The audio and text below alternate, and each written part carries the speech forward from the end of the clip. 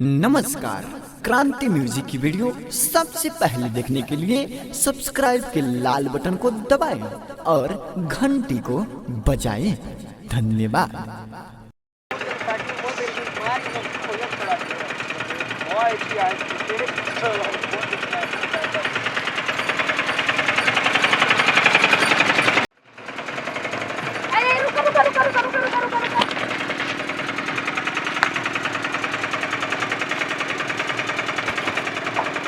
क्या हो गाड़ी बंद करो हो क्या भाई हेलो क्या बा माल बा कैसे माल बा है ना सुनो बोलो चाहिए हो ए रुको रुको छत तो पहले बंद कर लेबे दो हाँ बंद करो बाप रे बड़ी घाम भइल बा हो हाँ, जल्दी बोला जाए के बा हमनी के साटा में ए का कहत रू बोला बू हम जाई हमरा टाइम बा टाइम नहीं खे तो हमरे के में से दो ना का बर्फ खइबू हां बर्फ है चूसे वाला चूसे वाला का कहाला आ चूसे वाला ना लेबू तो एके बेर चबुलाए वाला ना ले लेबू चबुलाए वाला ले बुझात नहीं के तारा है बुझात आ जा, नहीं खे होने रहा तेरा ए ढेर भाई। डांस कर रहा ए भाई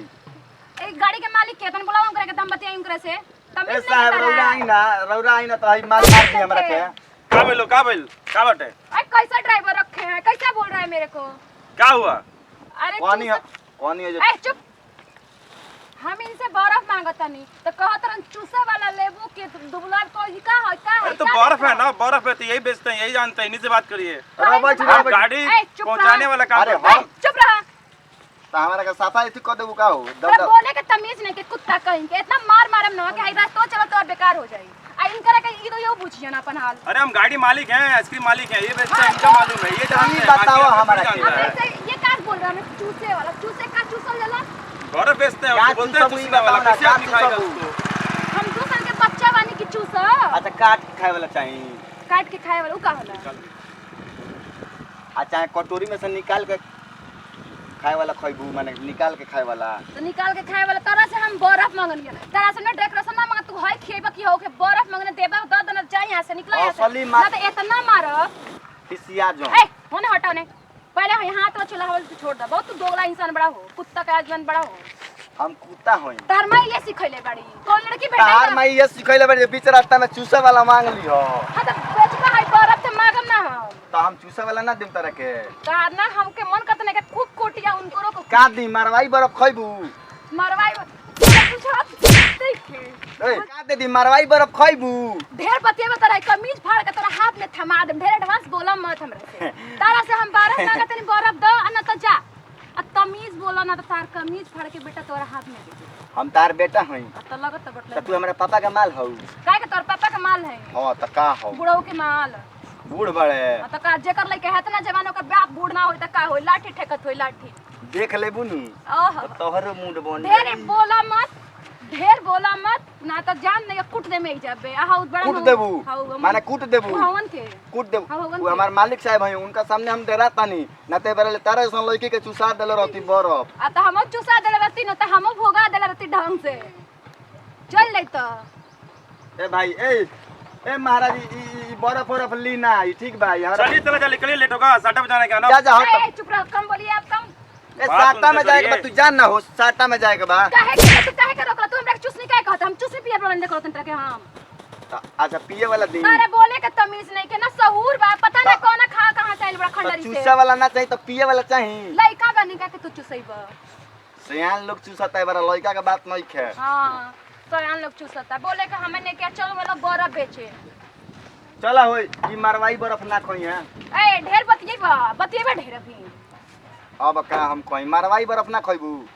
तोरा लगे मरवाई बर्फ बा अरे माला हाँ मलाई बर्फ ठीक कहलू मलाई बर्फ तो ऐसन का हम मलवाई बा है मरवाई बर्फ का कहाला अरे सठिया कर बड़ा का तू हम सठियाइल बनी आई देख लाई छाता है एगो यही अन घरे कितना दिन गइले हो गइल मेहरारू से भेंट भइले जाए तो और सब बौखियाई बड़ा का चल बौखियाई लड़की के लग- लेके कहत रहे चुसनी लेबू का ए भाई हमनी के बर्फ बेचन से हमनी के आदत है बावे हाथ में ढेर चलाओ तू ढेर हाथ चलाओ तेरा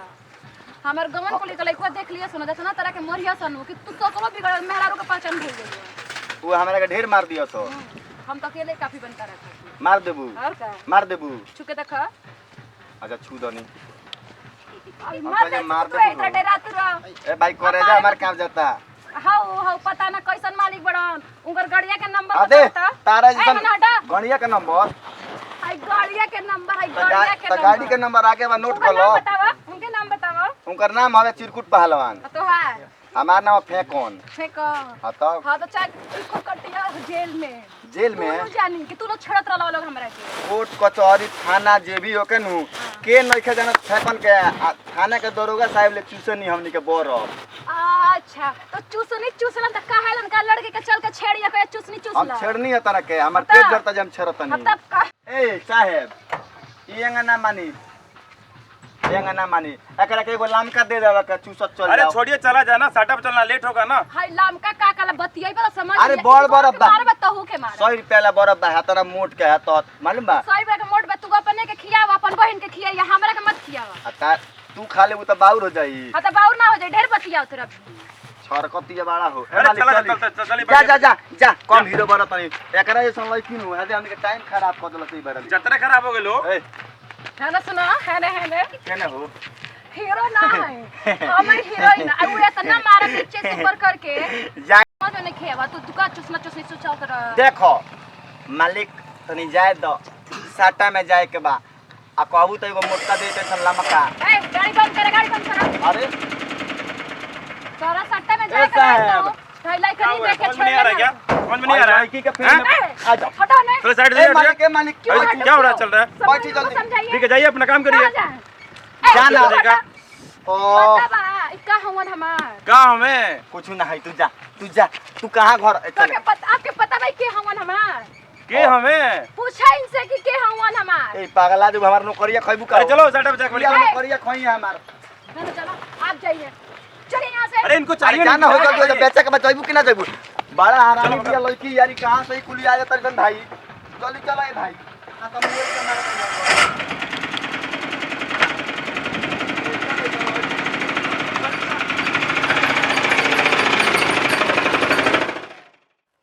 नमस्कार प्रणाम हम हैं कृष्णा निदर्दी और रुआ देखो तनी क्रांति म्यूजिक और रुआ सब जान तनी कि हमनी के तरह तरह के वीडियो हमेशा आवेला और हमारा संगे आज के बाद से हमेशा खातिर काम करतनी अमृता जी और यहाँ के बहुत ही अच्छा अपना मतलब कि एक्टिंग के दिखाओ तनी हमनी के बीच प्रदर्शित करतनी हमनी के बहुत अच्छा लागल देख के। अब रुआ लोगिन बताई लोगिन कि कैसन लागल और चैनल खातिर नया मेहमान बनी तो चैनल के सब्सक्राइब कर बिल्कुल मत भूली। 2-4 शब्द सुनी यहाँ से। नमस्कार प्रणाम हम अमृता और आज बहुत खुशी के बात बा बहुत समय के बाद पहली बार कृष्णा नदी के साथ वीडियो में कुछ काम मिलल बा और अपने तरफ से पूरा कोशिश कैले बानी कि अच्छा करी और आप लोग की अच्छा लगे तो लाइक कमेंट और सब्सक्राइब जरूर करब फुल सपोर्ट करे लोग दिल से love you love you by.